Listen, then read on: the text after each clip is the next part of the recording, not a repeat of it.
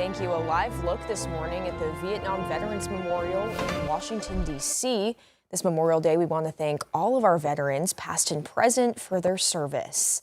And here at home, communities are planning to hold events honoring fallen service members. At the Fayetteville National Ceremony, that ceremony will be at 10 o'clock this morning. This year's theme is Stars and Stripes Forever, 250 years, honoring the significance of the American flag. And then tomorrow, organizers are looking for volunteers to help remove those flags from the graves, which will happen at 9 a.m. Now, Siloam Spring also holding a ceremony today at Memorial Park.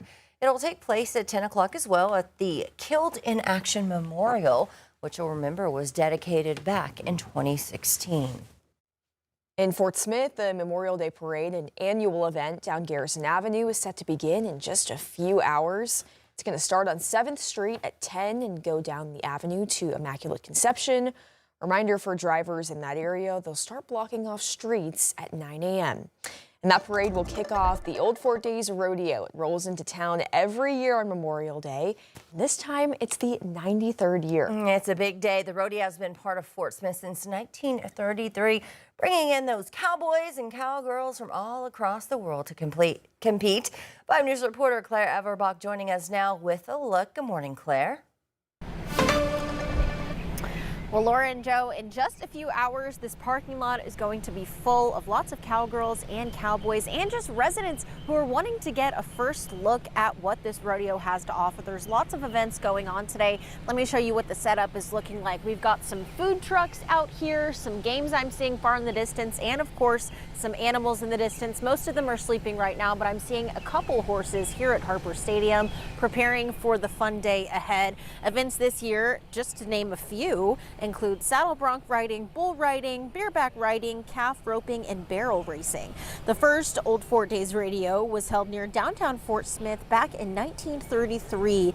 Admission cost was just 65 cents. Organizers say the rodeo continues to bring in families year after year, with many kids experiencing their first rodeo right here in Fort Smith. Executive Director Denny Flynn says seeing that excitement is always one of his favorite parts of the event. You can just see it in their eyes. Their eyes are wide open, you know, and they're just jumping up and down, wanting mom and dad to take them over here and see this or see a horse or see something, cowboys and stuff, and you can just see the excitement in their eyes, and you can tell that that's pretty well their first rodeo, and it's just a really special event for those little young kids. Now tonight we'll have live music to kick off this week's rodeo. There will also be $10 family night on Tuesday and Wednesday this week, but the rodeo runs all the way through Saturday, so don't worry. If you're working this week on the clock, you can definitely come out on Saturday to see some of the animals and the show. For more tickets, you can find that, and for more information about tickets, you can find that on our website, 5newsonline.com. In Fort Smith, covering news where you live, Claire Everbach, 5 News.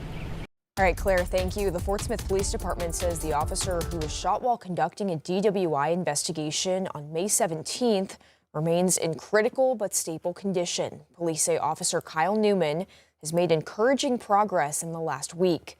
The department thanked the community for their prayers, messages, and acts of kindness towards Newman, his family, and his fellow officers. They're also asking for continued prayers. Tomorrow, a man accused of a double murder at Devil's Den State Park is set to appear in court for a hearing. Andrew McGann is charged with capital murder in the deaths of Clinton and Kristen Brink last July. Prosecutors are seeking the death penalty.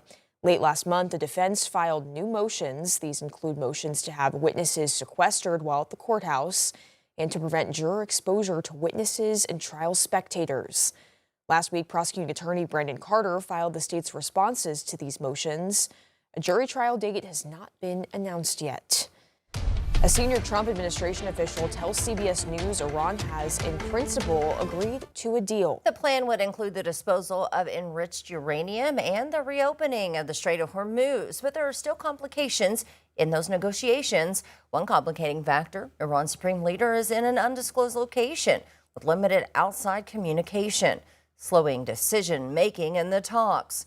In a post Sunday, President Trump said he has told his team not to rush a deal adding that, quote, time is on our side. But some senators are raising concerns after Iranian media reports suggested Tehran might try to maintain control over the Strait of Hormuz. The president should have stuck to his campaign pledge of keeping us out of war and focused on bringing down prices. He's done just the opposite. Any agreement with Iran that isn't subject to ratification by Congress is I think, going to be doomed to fail.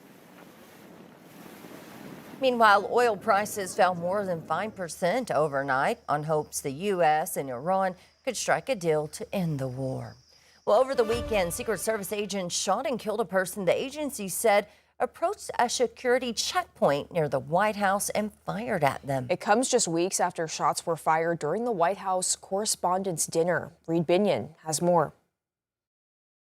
At 17th Street and Pennsylvania Avenue Northwest. Emergency crews responding after gunshots rang out near the White House over the weekend. It happened just before 6 p.m. Eastern on Saturday. EMS 7, Medic 1, respond for shooting at 17th Street and Pennsylvania Avenue Northwest. According to a Secret Service spokesperson, an individual approached a checkpoint just outside the White House complex and opened fire on officers. Secret Service agents returned fire and hit the suspect, who was hospitalized and later died. A law enforcement official said a bystander struck by gunfire in the incident was in critical condition. It's not clear if the bystander was hit by the suspect's initial shots or during the subsequent exchange of gunfire. No Secret Service agents were injured. President Donald Trump was in the White House as the shooting was unfolding nearby. There are heavily armed White House police there around the corner in the driveway.